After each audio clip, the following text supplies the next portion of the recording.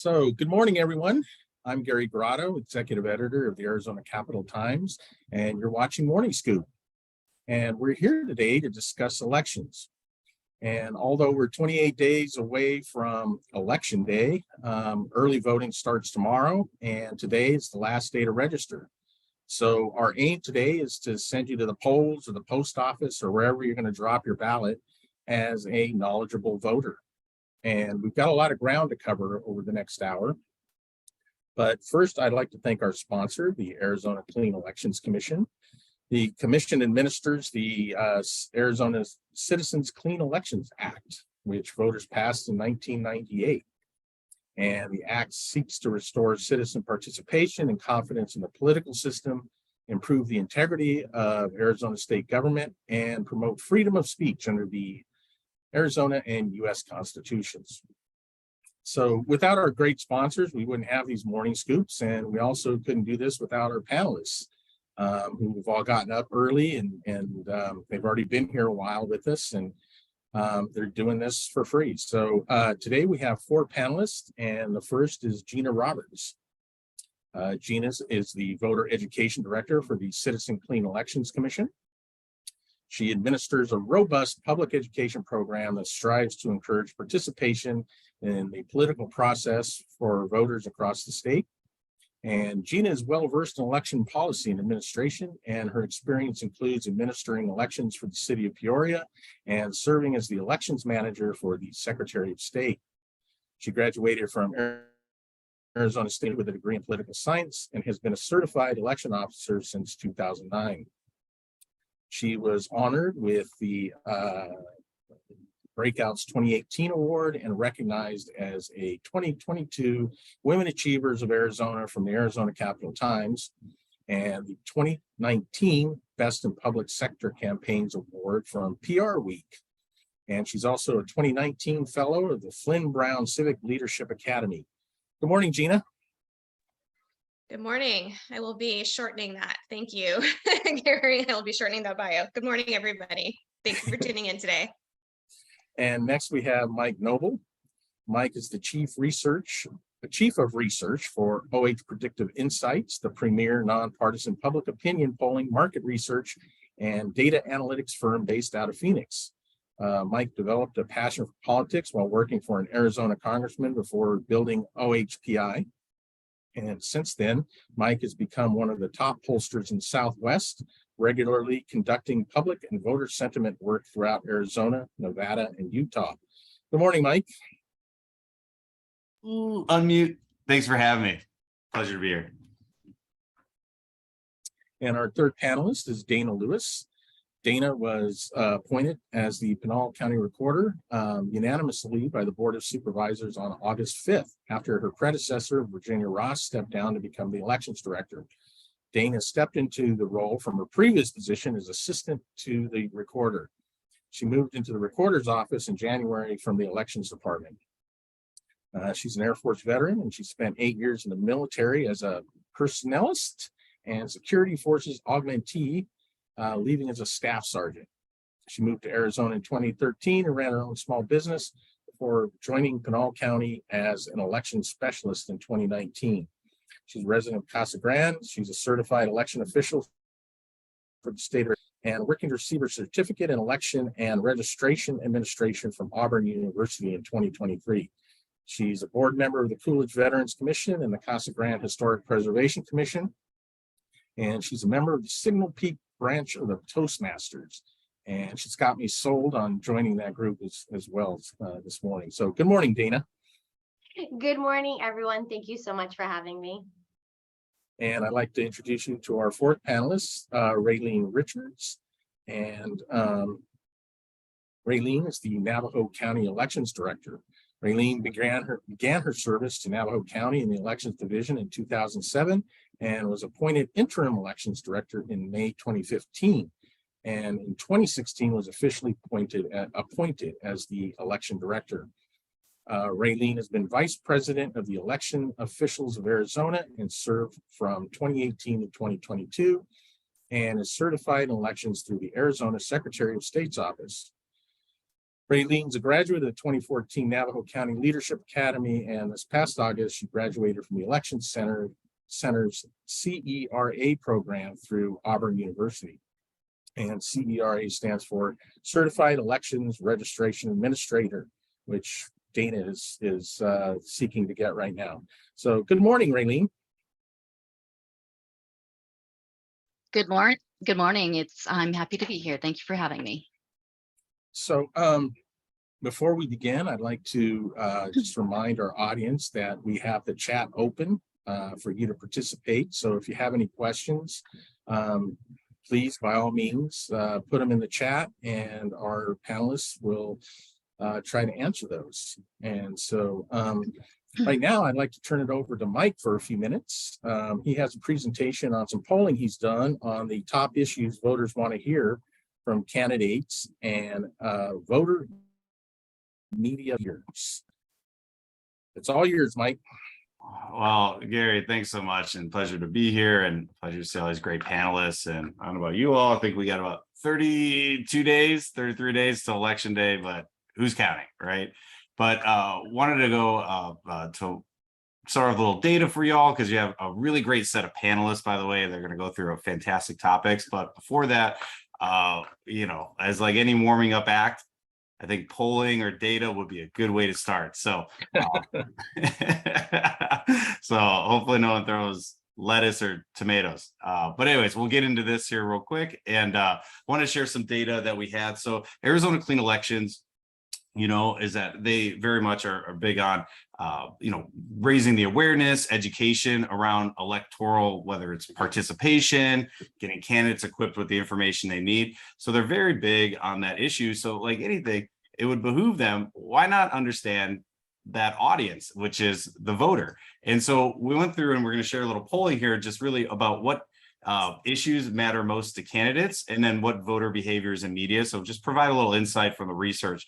There's a lot of data, a lot of good takeaways, but we're just going to hit with some of the key points to warm up. So what's interesting, we asked this question of, there's different issue sets, such as, hey, what do people want to know about, and what do they need to know about? Because again, there's a lot of issues that, hey, I'm interested in, but also when it comes to what's that driving issue? What's the one thing that really is important to them? That's a need to know issue. So we looked at least for ourselves, to show a little profile real quick. So this is kind of like a voter issue profile. So this is the overall likely general election voters in the state of Arizona. So just looking at the electorate as a whole, and you see that very much that the candidates, there's some key interesting takeaways. One is that 7 in 10 of Arizona voters think actually politicians should work to maintain good relationships with their fellow elected officials. So kind of working together. And then parties working together to, to compromise. So, and less infighting as well. Which would be kind of counterintuitive with what you see maybe on the news and things like that, where they're all kind of just very partisan. They're just attacking each other. But again, when the voters, they would actually really like folks to start working a little bit more together. But of course, when the top issues, jobs and economies leading the way, and specifically with gas prices, healthcare, immigration, and healthcare, specifically the affordability of prescription drugs.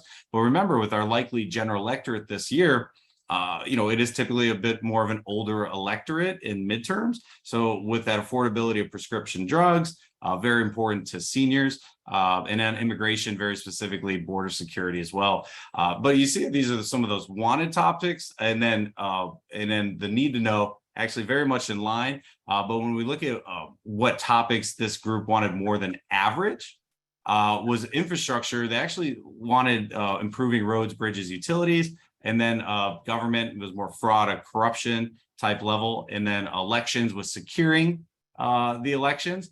So kind of two sides of it, election security issues, but then of course the fraud issues. And then of course, environment with the water conservation. But again, less of a driving factor there. But when we look at the different parties, we found that likely GOP voters, they're very much government of where they wanted more than some of these other groups. The fraud or corruption topic was a bit higher on their priority list. and also public safety. They're kind of big on getting more police officers and things of that nature. But we see that, this group, what's kind of driving the GOP, a little bit different from the electorate as a whole. And then we see here with Democrats that we found that, their top issues, healthcare was actually number one for this group of what they wanted to know about. So that affordability of prescription drugs, but also abortion was their number two issue. So big driving issue for Democrats, likely voting Democrats. So knowing what is really pushing them. And number three was actually education, which again, it's interesting for this midterm election. We've heard not a ton about education, which we've historically seen last two midterms. Especially, we've seen education be a big issue about, in these last few months of the election. This time, less prevalent, but still very important to Democratic voters. And our third and most important group, I would say here, is our all-important independent voters. So this is among those likely independent voters. You're seeing that the groups, healthcare, but jobs and the economy is number two, immigration number three for this group, and also jobs and economy, actually the most selected topic compared to, not gas prices or inflation, was actually encouraging businesses to come to Arizona. They thought that was a very important issue. So again, independents are very less partisan on their issues and more so driving, again, with some of the items of, I don't think either of the Democrats or Republicans would have picked encouraging businesses to come to Arizona as a most selected topic. But it's fascinating to look at. But one of the last items here before issue sets is that regional view. So it was interesting about this survey. So we didn't just look statewide. We looked at kind of regionally, whether it's the West Valley, North Phoenix, Scottsdale area, that Tucson metro area, South Phoenix, Tempe, or rural. But it was interesting breaking out the issue sets of where it ranked, and it's ordered highest to lowest, so in descending order. And we highlighted just some of the issues on there where you notice, like in North Phoenix or Scottsdale, immigration seems to be a higher priority issue. However, like in South Phoenix or Tempe, funding for supplies or technology for education is higher on the order list, and also minimum wage is a higher issue in that South Phoenix Tempe area. Whereas, rural border security is definitely up there. And then the Chandler, Gilbert, Queen Creek area, education is literally number two with teacher pay. And remember, Chandler, Gilbert, Queen Creek, kind of more families over there, more of a suburban or kind of a bedroom community. And so you see that kind of ranks higher compared to like the West Valley. Affordability of prescription drugs is higher, actually ahead of teacher pay. But remember the West Valley, we got definitely some more retirement communities over there with Sun City and several others. So again, it's interesting looking at the regional differences of Arizonans that, hey, it's not just, hey, it's inflation or jobs and economy or abortion. Again, it's very nuanced, the electorate. And again, Arizona Clean Elections, because of their ability to kind of go and dive and get these voter opinions out, they're able to really get to know what issues are important to voters and tailor that to their audience instead of just giving them the issue of the day. And Hey, then Mike, last, I've got a real quick question on the Chandler Gilbert. Yes. Teacher pay was number two, and then school choice was, down a couple notches there. I mean, is that surprising, or I would have guessed, if I had to guess, I would have said they were opposite. you would think in that, but no, when we're asking with that Chandler, Gilbert, Queen Creek area, is that teacher pay was actually higher. But it's funny, teacher pay is actually incredibly high across the board. And you would think the school choice issue, but the ones that are already in school choice have already made that decision or over there. But the teacher pay is, I think, the biggest driving issue with teachers in general, what's driving that issue. So. And surprised as far as, the ranking for abortion, Oh. considering what's just happened with the U.S. Supreme Court. Well, correct. And remember, with these voters, when they're picking this, and these issues that we're showing right now are kind of the ones that are the most pressing issues that they're selecting. Mm-hmm. So a lot of those, like, for example, folks on the Republican side, a lot of them already picked gas prices or jobs in the economy, which has been, it's very large for that group. And that's what we're kind of seeing with some of the breakouts. and also that abortion law access, like that's really being driven with the younger age groups and for middle of the road voters. But that area is a lot less conservative, I think, than people have seen, especially on the social side of things. Okay, thanks. Especially since you don't have Mason. Thank you, Mike. Yeah, no problem. And then last but not least, we'll get to the best part. So voter media behaviors. So besides looking at what was important to voters and knowing these kind of differences between our audiences, what was interesting is that, okay, how do voters, what's the best way to get information? There's a lot of ways to do it. And what we found is that just showing overall, and you'll see that it's pretty close when we'll show that we're going to show the overall electorate as we are showing right now, but then we'll show Democrats, Independents, Republicans. They're pretty similar in that pecking order. But looking at this is that, and the question was phrased, from which of the following sources do you get the most information about your upcoming election? So where are they really tuning into? Because it's not like it was a decade or so ago where you only had a couple media outlets, friends and family, and that's about it. There's a lot of ways that folks can get their voters can get their information. And what's fascinating with this topic is that television was numero uno, and everyone talks about, oh, television's dying, etc. Not the case. 6 and 3 Arizona likely voters are getting their information that way, but also candidate debates was very much in the top tier. So think about it. What's the most powerful thing out there for a candidate, or at least for information for voters? A televised candidate debate.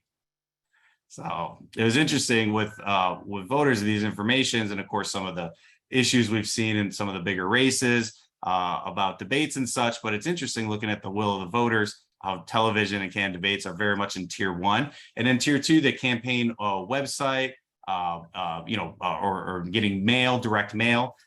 Newspapers, opinions of your friends and family, radio, and opinions of your friends are kind of that tier 2 area. And then tier 3, streaming services on down, but receiving a telephone call or speaking with a campaign volunteer, unfortunately, very low down on the list. But we see that where the voters, where do they prioritize, and where do they see where they actually go to get that information, those sources? Real quick question, Mike. When it comes to television, were you able to break it down to whether they're getting it from the news or advertising? You're right. You know what? That's a great. We didn't spread it out. We didn't break it apart where it said, hey, whether it's an ad or news. That's a great question. But no, we didn't have the answer specifically on that. But I believe it's the way the voters look at it. It's a bit of both. And I'd say it actually probably leans a little bit more towards the advertisements. That's what I would guess, because there's this big distrust with the media, and I can see it with newspapers all throughout your polling. Yeah, no, and that's it's interesting. And we've done media when looking at how people, where they consume their information. So people that are once a week or higher in frequency of consuming, let's say Fox News compared to CNN, you see a big difference in their opinions and beliefs, especially when it comes to specific issues. So, but you were finding out television, probably a bit of a mixture, but we know definitively Arizona's in the top 5 in the country for broadcast spending right now. And you see here with the Republican folks, the only difference really, I'll save you all because I got Democrats, Independents. I'll save you all. The big difference between Republicans and Democrats is that Republicans tend to go more towards the older version. So they'll prioritize like direct mail or kind of more of the old school ways of communicating compared to like Democrats and Independents. And again, the GOP is a little bit older overall than the other 2 slices of the electorate. And then younger, it's interesting, Democrats, they'll typically trend to being kind of more younger. So like online will be a little bit higher than like direct mail. Direct mail is more for an older audience. Online digital is more for younger. And you'll see like campaign website is like a higher prevalency as well. So kind of a bit of a technology or kind of a mode difference in communication between the 2 groups. And there was one question in the chat. Where's the social media? Social media. We have, well, social media is, again, this is what's kind of the newer way of doing things, is that social media is that, social media, but also where them talking to friends, for example. And again, when you're on like Facebook, for example, I mean, pretty sure it's all your friends that are listed on there, correct? Correct, yeah. Well, social media or friend, like if I hear from my friend, that's in this physical room, for example, or I hear from my friend online, what's the difference? It's the And same. that's what's so crazy about the last decade or so of politics is that what used to be very linear or pretty obvious is that there's just a lot of different ways people are communicating and defining, hey, like social media, like, well, again, I would say social media is more the friends, like hearing from a friend would be more directed in that realm. So Okay. yeah, so that would be my answer to that. It's a little more nuanced, what we found. And we have finally here the independent voters. Again, they're kind of independents just really much fall. If you were to take the midpoint between Democrats and Republicans, whether it's views on issues or whether it comes their communication methods, they pretty much kind of reside right in the middle of the two parties, which is about right, because they're kind of like the two political parties right now, Republicans and Democrats, are kind of like two siblings that are just at each other's throats, and you're kind of the person in the middle, kind of hearing them. It's a very awkward and uncomfortable place. Unfortunately, the two parties, the independent voting bloc is the fastest voting voter bloc, not only in Arizona, but we're seeing in battleground state of Nevada. And right now, the rise of independence, because right now there's just less of a home for those middle of the road voters due to this hyper partisanship we're going on. But anyways, those are some of the highlights from our voter deep dive, which really gave a ton of insight into Arizona's electorate. And I didn't see the chat, so if there are other questions, I apologize. Well, I'll get back with you on, there were a few questions on chat, but I want to come back to you so that, we can, keep you in the conversation later. So, I'll hang around. So, Gina, I'd like to throw my first question at you. Looking at that polling of Mike's for GOP, Democrat, and Independent, candidate debates were right up there. One or two in each of those categories. And you guys got some debates coming up. You had them in the primary, and can you tell us a little bit about the debates and how that helps to educate the public? Obviously, Sure. people want it. Of course. Thanks, Gary, and thanks, Mike, for that information. And just in regards to some of the comments that we saw in the chat, absolutely, we will make sure that folks can have access to this presentation. I know Mike didn't go over it in detail, but we do have the demographics in there at the end, and so you can see more information on that. And also, just to clarify, this poll that Clean Elections commissioned that Mike just went over, this is actually the third in a series that we did of asking the same questions to voters. So we initially asked voters across Arizona these questions in December of 2021, and then we did it again before the primary, and then again before the general election. And so the purpose of that, actually, Gary, was to inform and shape our debate process. So Clean Elections, we host debates at the statewide and legislative level. And so that's where that regional analysis that Mike went through was so important, because we wanted to go directly to voters and ask the questions about the issues that they said were important to them at that regional level. So specifically looking at those legislative districts. So if you are a voter and you want to hear from your candidates about these issues, the best thing that you can do is to go to the Clean Elections website and pull up the debate for your district that has already occurred. We have a handful left that are occurring this week, but then you can see those questions being asked, those topics being discussed.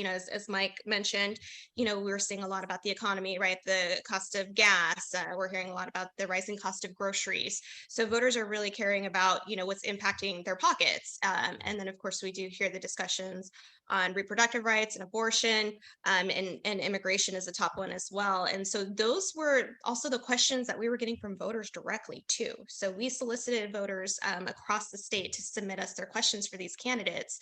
So I think, as Mike introduced, these are the issues that voters wanted to hear the candidates speak about. I think you'll get that chance. So as Gary mentioned, early voting starts tomorrow. So when you go to fill out your ballot, if you want to know where those candidates stand on those issues, you can go ahead and check out the Clean Elections debate series. Great. So I'm on the list. And I assume I'm going to be getting my ballot here pretty soon. What next? I fill it out. What happens next? What should a voter know? And where are all the different places or different ways you can vote? If Dana or Raylene would like to answer that. I got that one. So yes, early ballots will be mailed out tomorrow. Today is the last day for voter registration. Early ballots will go out from their vendors tomorrow in Pinal County. And then you also have the ability to start voting early in person at any of the recorder sites in Pinal.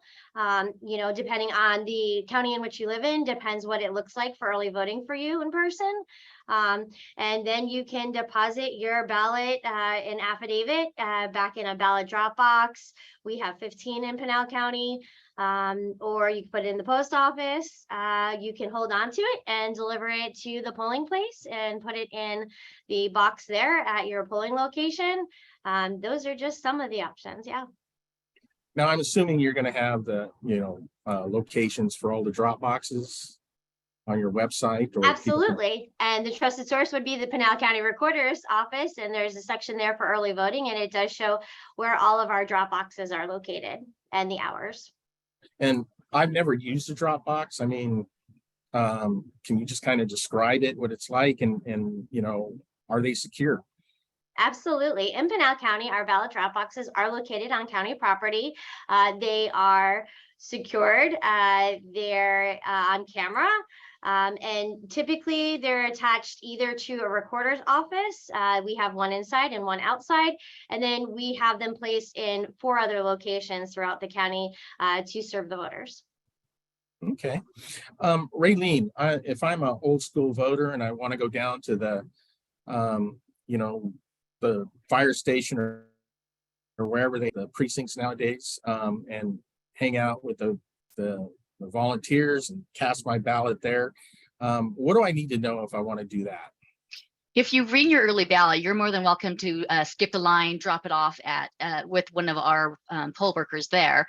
Or if you don't want to vote your early ballot, you can just get in line. Our tablets we are vote centers, so our tablets has everybody who has voted an early ballot already on there. So if we've already received your ballot, the tablet will then say, well, we've received your early ballot. If not, or if we did, then you still have the right to vote, we will send you to the provisional station. But if we haven't received your early ballot, it will let you vote a regular ballot, and you don't have to vote provisionally. And nobody wants to vote provisionally. That's a long process. And I guess the precincts are kind of becoming a thing of the past, right? I mean, the voter centers are taking over, and I live in Gilbert, I can vote across the street from where I work, right? Right. And our Navajo Department of Justice actually loves the fact that we are vote centers, because they also we share polling locations with the Navajo Nation, because they also have the same day voting for their president and their candidates. And so if a voter is registered in one chapter, but registered in a precinct in another area, we no longer have to do that. They can vote at one location for their Navajo Nation and their state and county and local, whatever's on the ballot. Okay, great. So what happens once I send my ballot off in the post office, or I drop it off? What's the next step in the process? Where does that ballot go? So we are working with the United States Postal Service. We started working with them in 2020. And so what we're going to do starting the 17th is in Navajo County is that any ballots that are dropped off on the 17th and after that will be, and I hate the use this word trap, but that's how the United States Postal Service uses the word trap. So they're gonna, so if it goes through Hoboken, it will stay there. And if it goes through Sholo, the ballot will stay there. And if it goes to Ganado or Gallup, the ballot will stay there. We pick them up daily. Apache County is going to be picking up Gallup every day. And then our county is going to be picking up in Sholo and in Holbrook every day, so that the ballots do not, after the 17th, go to Phoenix and then come back up to Navajo County. Okay. And then once they're in your possession, what happens from there? Once they are in our possession, in the recorder's office possession, they will I actually have a tracking system in Navajo County that people can sign up for. So if they are on my tracking system, they will get a text message, depending on how they want to receive messages. They can get all three or just one, but it's text message, an email, or a voice message that will tell them your ballot was received once we receive it. And then it will also tell them that your ballot was either accepted or rejected, and then telling them that it's going up to the elections office to be counted. And why would a ballot be rejected? A ballot would be rejected if there's no signature on it at all, or if the signature doesn't match what we have. It will let them know, and so the voters could then call and say, okay, well, I got a message that my ballot was rejected. Why? And we can tell them, well, it doesn't match what we have. And they can either say, yes, that was mine. That is my signature. Because there has been happened where I've had to call somebody and the lady, it was nowhere near. And thank goodness she put her phone number on there so I was able to call her. And she says, oh yeah, I broke my right arm. I was signing it with my left arm. So that gives us an option to, if they put their phone number on there. If we have no way of getting a hold of them, the ballot will then be mailed back to them saying, okay, this doesn't match, or please sign here. Okay. And then can I jump in, Gary, just if I could, because Raylene, I think that's awesome that Navajo County has that tracking system. Maricopa County has a system too, where voters can track the status of their ballot.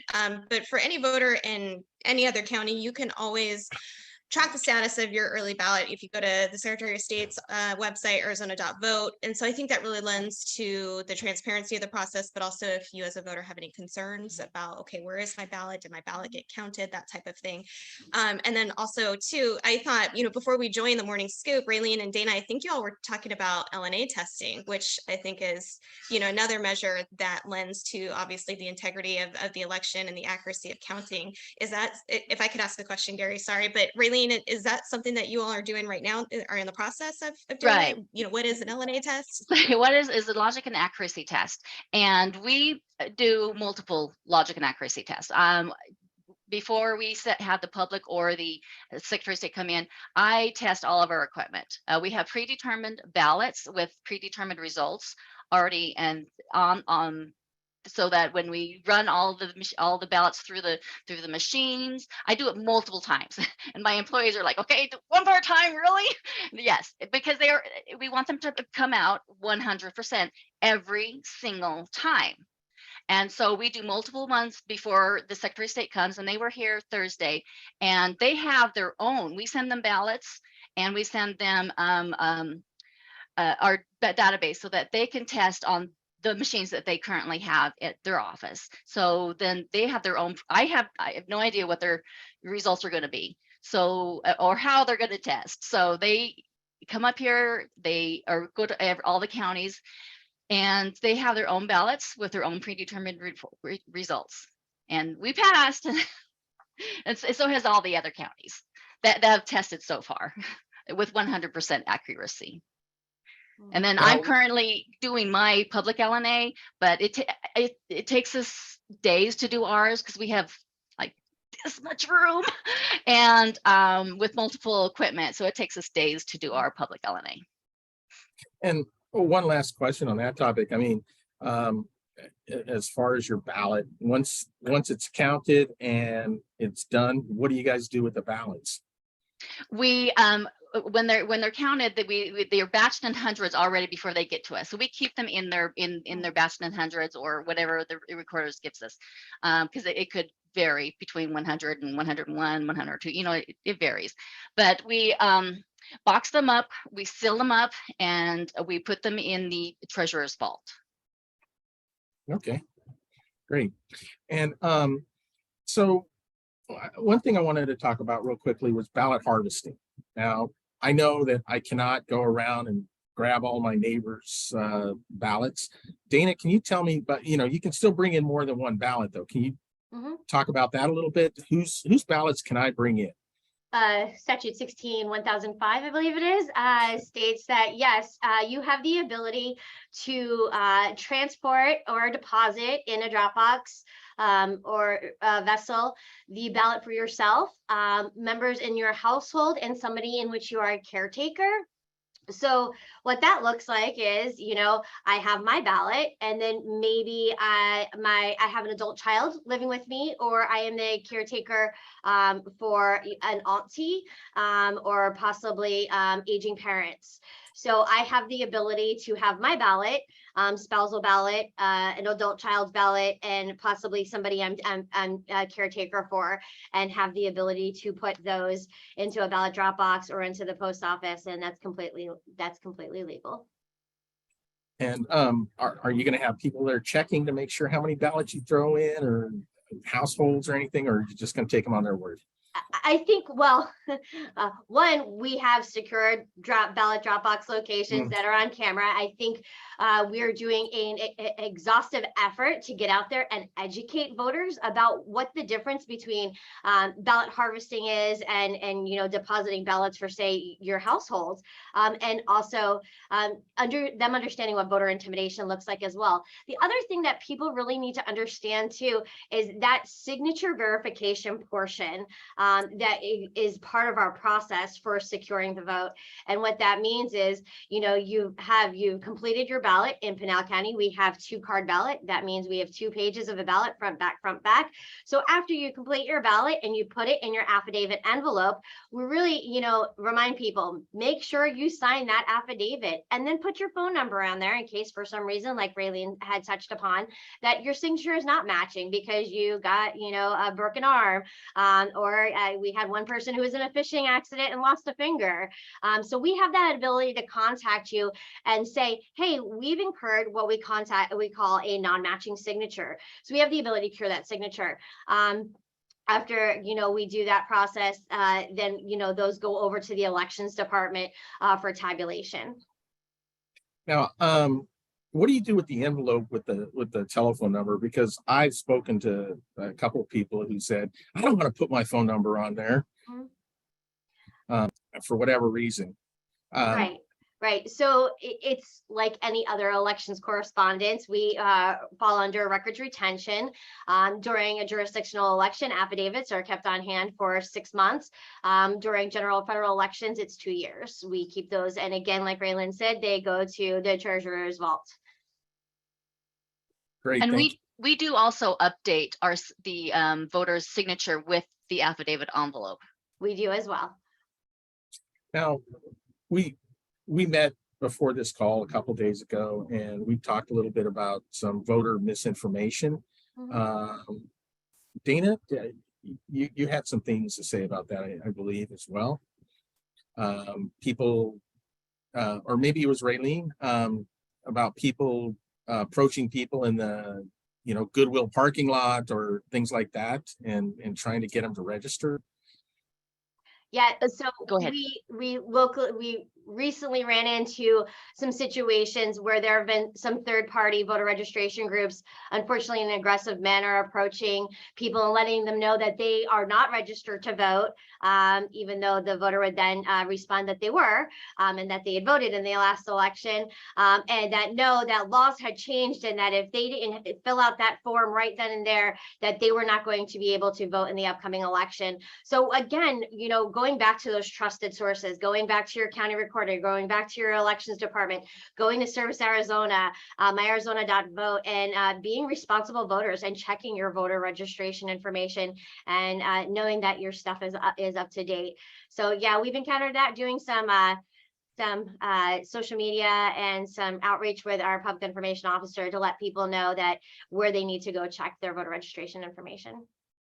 I know this is completely speculative, but what do you think they were up to, trying to tell people that their voter registration had been expired and trying to get them back? Yeah, it's difficult because there have been several factions that have been accomplishing this task. So at this point, it's hard to say what their intent was. We have elevated it not only to our county attorney's office, but also to the Secretary of State's office to look about how we're going to approach any problems that come down the pipe from that. And, you know, I understand that there's also been some complaints made to the AZAG as well. And what other misinformation is out there that you've been hearing or need to address? Well, in any election, there's always all kinds of misinformation that goes out there, unfortunately. And that's why I think it is so important that voters, you know, they get involved in their community, they get on these calls, you know, they educate themselves about what's going on. You know, laws change, legislation changes. And so we're constantly having to stay on top of those changes and get that information out to people. I saw in the chat, somebody was asking about, you know, being a political observer, again, being involved in your party and being involved in you know, your local communities. It's a great resource for information. Yes, in Pinal County, we involve our community on every part of this machine. And so whether it's, you know, reaching out to the party chairs to tell them, hey, I need election cycle temps and I need bipartisanship where we're dealing with live ballots. Yeah, send me a few good men, you know, and they do every time they step out. We're really blessed. We need poll workers, and again, reach out through social media, through communications messaging, you know, our websites, and we get poll workers. And then, you know, people who are involved with their parties, you know, statute says that the political party chairs have the ability to appoint political observers to observe certain processes that we have. Part of that is the provisional ballot process, also the tabulation process. And we also allow people to be in our areas where we have signature verification going on and early in-person voting. I feel that transparency is the key. And, you know, when people are a part of our processes and get to ask questions to the trusted source, they get the right answers, you know, versus going to social media and having somebody who doesn't understand our processes give them the answer. So we invite them to be part of it. And I want to pose this question here that a audience member wrote, because we talked a little bit about this before we started today, you know, mostly with the drop boxes, but can panelists address poll monitoring? Both Dems and Republicans plan to have poll monitors at polling stations. What are the panelists' thoughts on keeping voters and poll monitors safe? And this person, Shelley, she worries about voter intimidation and in an effort to manipulate the outcome of state elections. So, Raylene, you know, we were talking earlier about there was going to be monitors of drop boxes up in your county, and that there was, you know, lawyers are involved now and stuff with that. So, what are your thoughts on that? Well, I think voters will get intimidated if they see people standing out or watching the drop boxes. They will get intimidated or sitting in the bush. We actually did have somebody on the last primary election on election day was hiding in the bushes taking pictures, and we got multiple phone calls from voters. So I ended up having to send a sheriff over there. But Navajo County is very limited on their resources. We have very limited resources for sheriffs and police department. So it's kind of hard to, you know, if we've got people calling every single time that there's a, you know, hey, there's a stalker at one of the drop boxes. But yeah, it can get intimidating, and you know, there's nothing we can do other than send a sheriff. All right. And so Dana, we talked a little bit beforehand, and you know, in your county, in the primary election, some precincts ran out of ballots and didn't print enough for everyone, and then an unknown number of constituents left the polls without voting, and they didn't get a ballot. And the county also sent out about 60,000 ballots containing errors regarding town and city races. Can you talk a little bit about, you know, how to increase the confidence of the Pinal County voters, you know, now that has happened? I know you got to walk a tightrope because, and I will tell the audience that, you know, there's Dana can only speak so much about this because the Board of Supervisors hasn't been informed of any changes or things like that, and legal counsel's involved. So, Dana, you Want to walk the Yes. tightrope here? Sure. Yeah, there's currently administrative review being accomplished in regards to what occurred during the primary election. Yes, unfortunately, there was a misdesign or design and layout for the primary ballots that it did affect people with city and town races. So people who lived within the city proper didn't get the ability to vote maybe for local city mayors or council races, but people who live on the outskirts were able to. And so the system, you know, there was an error there. And then of course, you know, the news shows that we had multiple polling places that had run out of ballots. And it was oversight and underpreparedness. I think that's what they're calling it. I can tell you that the reason I'm in this spot right now is because the county reached out to Virginia Ross, and she stepped down from her elected position and has taken on the elections department. You know, one of the great things is when an elections department and a recorder's office communicate. And I think that the communication thread is huge between our departments. We speak daily. You know, they proofed the ballots before they went out for the general election. And I think the processes, you know, putting her and key members of the county in these places to review everything and make sure the general election is going to run effectively and is going to be a clean process.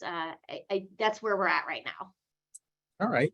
And one of the things we talked about when we were talking about misinformation the other day was writing candidates. Can you talk a little bit about, you and Raylene talk a little bit about writing candidates and how that works and you know, what bad information is out there about them?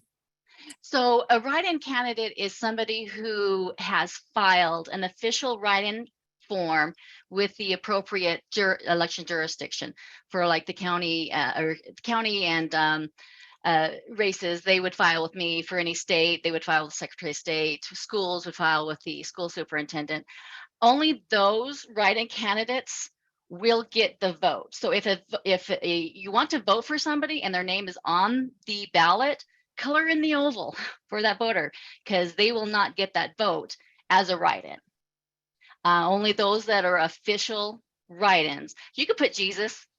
You absolutely, I would love to have Jesus, but he's not going to win. Unfortunately, neither will Mickey Mouse.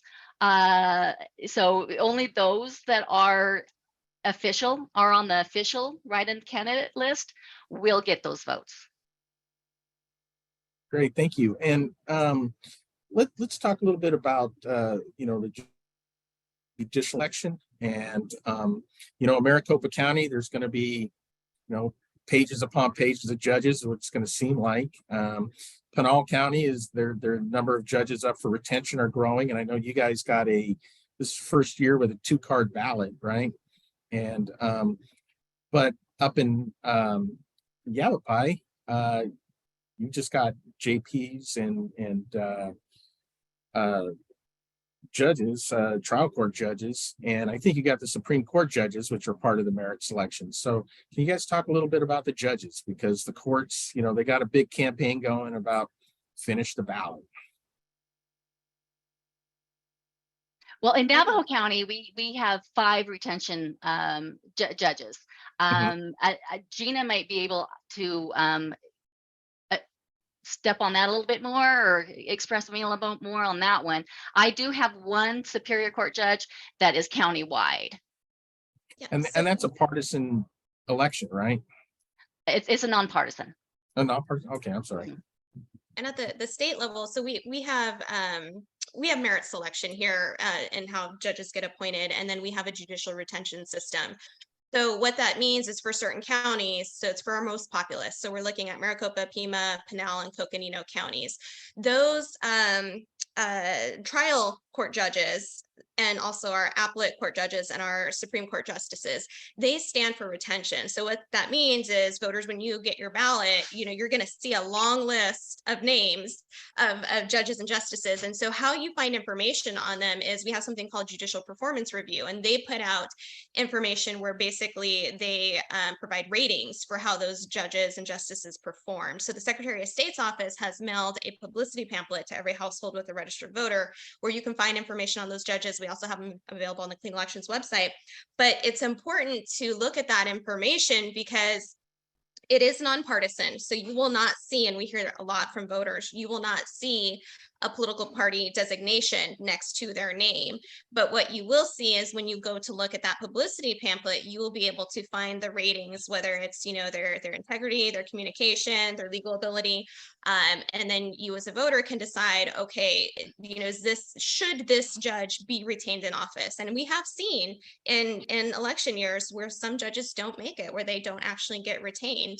And so this is our process for our most populous counties and how judges can remain in office. So it's not unlimited term limits, but some of our counties that have lesser populations. So like, for example, as Raylene was mentioning, they have direct election for their judges. And then, of course, there's the justices of the peace who are they're judges, but they're kind of a different animal, right? That's correct. And those are partisan positions based on their district. And, we just went through redistricting in this past year. So again, for people who chose not to vote during the primary, I again reach out in Pinal County. We are precinct-based voters. We are not vote centers. So they need to make sure that they know where their polling location is, to reach out to the elections department or go to their website and look at where those locations are, because based on where you live is where you vote, and so also who you get to vote for. So justice of the peaces and constables are based on where you live. Same things with cities and towns, school districts, all of that goes into based on where you live. Now, there's going to be probably bond elections, override elections, school boards, fire districts. What else do we have? Water district elections, all kinds of different elections. Where do people go to find out information about those races, elections, even though it's going to be on the county ballot?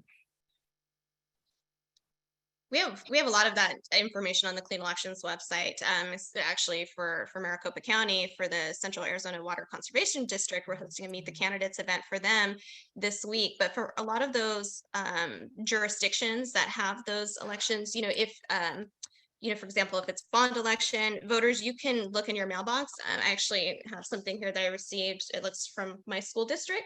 So these are coming in the mail to you. I've got this from the city of Phoenix. So if it is a jurisdiction that is having a ballot measure for their area, they are going to be sending you in the mail publicity pamphlet. If it's a candidate election, you can check the Clean Elections website for it. And we have information and profiles for the candidates running for office. So there's resources available. And as we've mentioned earlier, ballots are going to start to go out this Wednesday. So we know a majority of our voters here in Arizona prefer to vote early, vote by mail. But especially if you're in Pinal County, you have that 2-card ballot, it's going to take some time. So there's definitely resources out there for you so you can study up, and that way you know who you're going to be voting for. Thanks, Gina. And Mike, I got one question for you. Sorry to leave you hanging there for so long, but there was a question in the Q&A where somebody asked, who did you poll? Now, I think they want to know a little bit more about your methodology, likely voters and how you went about it. Yeah, so at least for this approach, we did an opt-in online panel.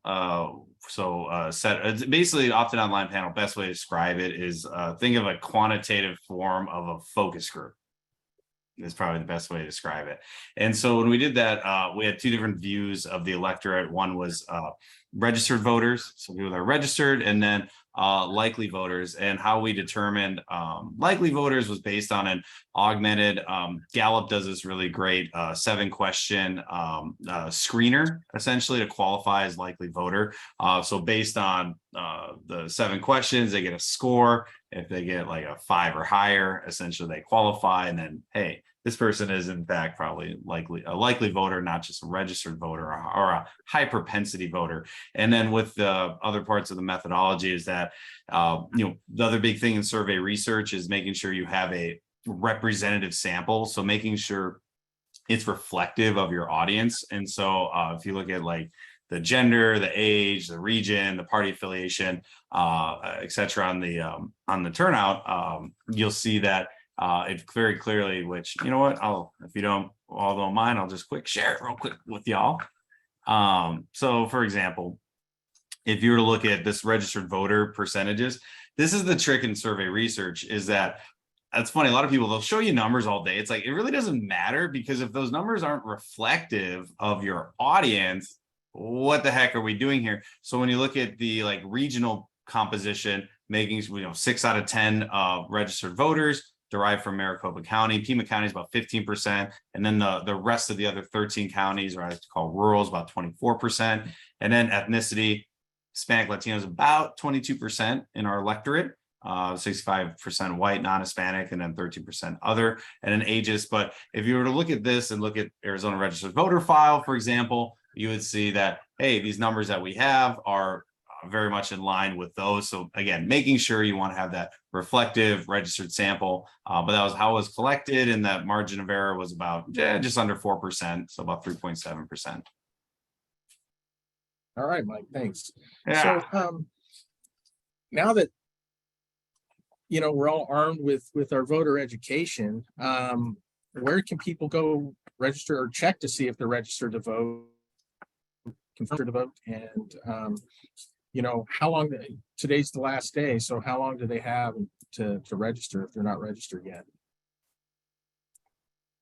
They'll want to get that done today. So today is the deadline, 11:59 p.m. You can go to servicearizona.com to register, and keep in mind too, if you've had any changes. So if you've moved, if you had a name change, so if you want to change your political affiliation, anything that you want to do to update your voter registration, or if you're a brand new registrant, today is the deadline. So if you want to vote in that November 8th election, you have to get registered by today. Again, you can go to servicearizona.com to do that. If you're not sure about the status of your voter registration, you can go to arizona.vote and you can look it up. That way you can confirm everything looks good. That way there's no surprises when you go to vote. And what if somebody moves what if they're registered and they move, say on November 1st? Will that cause problems, or can they still vote with their old address, or how does that work? So when somebody moves within the county, and Raylene and Dana, feel free to help me out here if I get this wrong, but when somebody moves within the county, they can go ahead and still get the correct ballot. If they are in a precinct-based county, they have to go to the polling place for their new address. If they're in a vote center, that's okay. They can just get the ballot that is assigned to them for their new location. So as long as they're still within the same county, voters can still actually update their registration through this process at the polls. And so they'll still be able to vote as long as it's still within that same county. Okay. All right. Well, we're out of time, and I just want to once again thank our sponsor, the Arizona Citizens Clean Elections Commission. Thank all of our panelists: Dana Lewis from Pinal County, Raylene Richards from Yavapai, Gina Roberts from the Citizens Clean Elections Commission, and Mike Noble from OHPI. And thank the audience for tuning in, and I hope everybody has a great day and get out there and vote. Awesome. And thank you, Gary. Thank you. Thank you so much. See you, everyone. Bye. Bye.